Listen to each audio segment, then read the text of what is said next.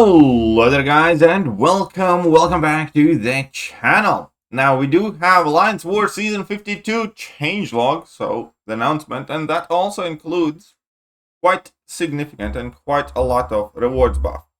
So that is exactly what we are going to be taking a look at and compare how it looks now with how it is going to look, as well as the new nodes. So welcome back to another season of Alliance War. We have a new update coming down the pipe that we are excited to share with you all. New spin of the older tactic that will surely challenge players at top end, but we also have a new reward update that does as much as possible to consolidate rewards in something that provides better value proposition. Okay, so Wednesday, August 21st is the preseason starting, and Wednesday, the September 4th is the season start. Rewards update. With this new rewards update, there will be a few things that we want to achieve when we turn these season rewards. Firstly, we wanted to consolidate the loose class catalyst selectors that were inside the top end of the season rewards, as well as inject some valuable chase prizes for those that land in the higher ranks. And this is actually quite big because tier 4 alpha catalysts will be available throughout all of the masters and plat tiers. Then we also have 7-star signature stones, titan shards, and tier 4 class catalyst selectors.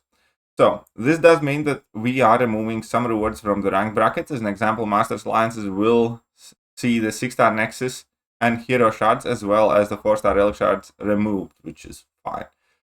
Anything that's been marked as new has either been added to the tier or has been tuned up. And first, let's take a look at Masters, well, top 1, and that's quite a lot. So that's quite a lot of tier 4 alpha fragments. I think it's 2.5 tier 4 alphas or something close to that. So that is a lot. So it's basically a new rank 3. 20 loyalty shards, so that's basically 27-star shards, 30 7-star signature stones, 25,000 titan shards, but obviously that is just for the top tier. So let's take a look at Masters 4 to 10. 7-star Hero Crystal, new, 85,500 tier 4 alpha shards. Keep in mind that 45,000, that's a very weird number. It's almost 2 tier 4 alphas for landing in the Masters top 10. 27-star signature stones, 15,000 titan shards, 2 tier class catalyst selectors, fragments, and obviously tier 3 alpha, tier 6 basic, and some relic shards. Take a look at how it is looking right now. Master top 10, we get 28,000, so this is effectively 3.5 times more tier 4 alpha. The loyalty shatter is 9 up to 15.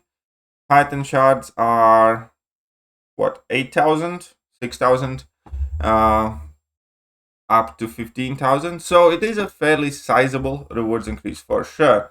The thing that I like the most is that plat 1 basically gets a full tier 4 alpha compared to the measly fragments you get now.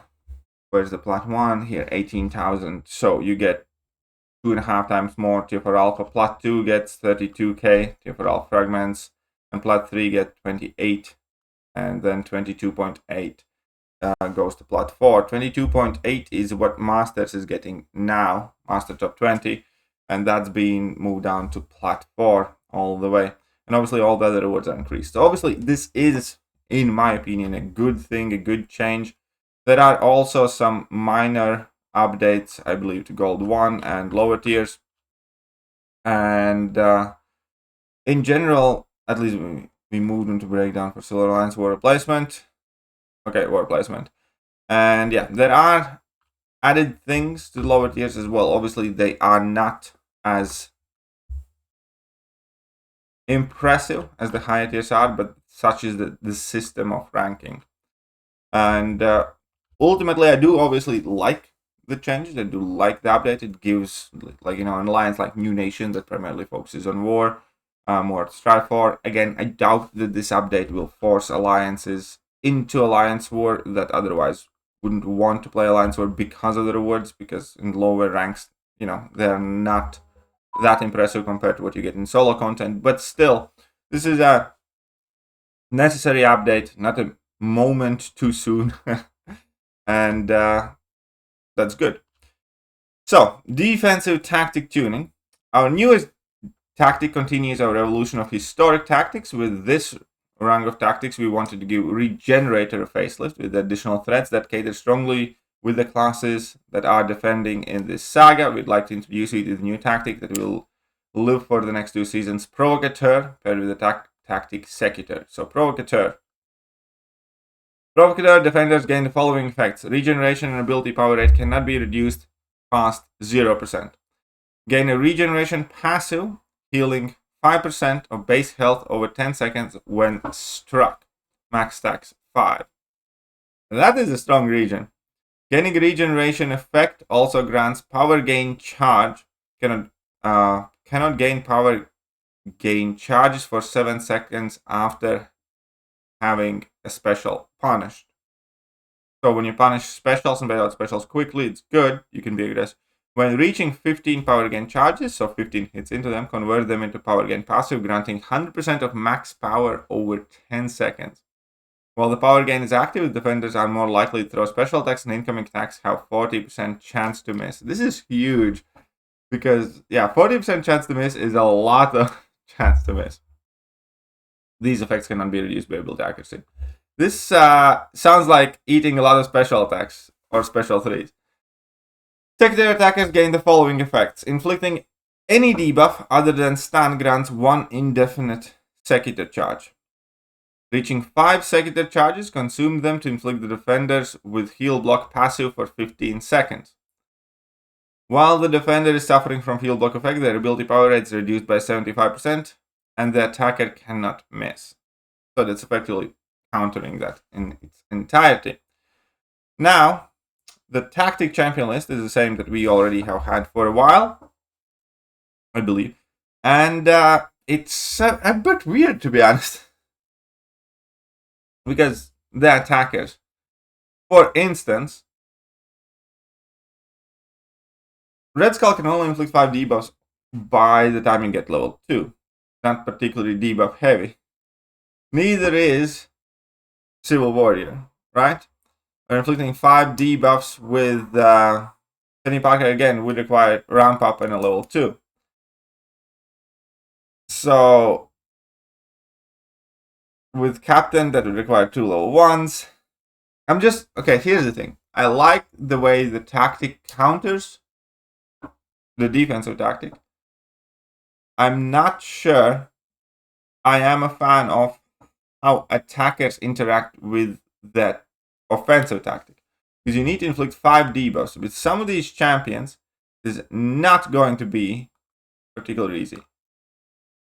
So if you go through here, again, 5 debuffs is Civil Warrior that are not stuns.